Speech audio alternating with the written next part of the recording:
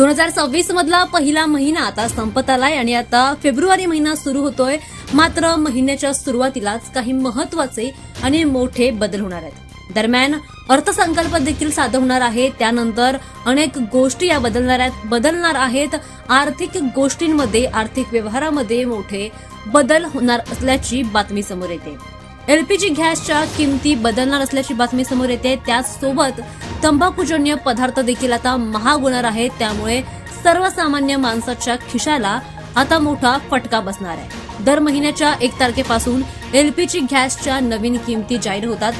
1 फेब्रुवारीला देखील सिलेंडरच्या नवीन किमती जाहीर होणार आहेत. मात्र सगळ्यांनाच आता प्रश्न पडलाय की या किमती कमी होणार आहेत की वाढणार आहेत. पुढच्या महिन्यामध्ये बजेट सादर झाल्यानंतर या किमती कमी होण्याची शक्यता आता वर्तवली जाते. सोबतच पान मसालांच्या किमती देखील आता वाढणार असल्याची बातमी समोर येते. पान मसाला, सिगरेटच्या किमतींमध्ये आता वाढ होणार आहे. 1 फेब्रुवारीपासून तंबाखूजन्य पदार्थांवर अधिक कर लावण्याचा निर्णय घेतला जातोय. तंबाखू, पान मसाला पदार्थांवर नवीन शुल्क आकारले जात आहेत.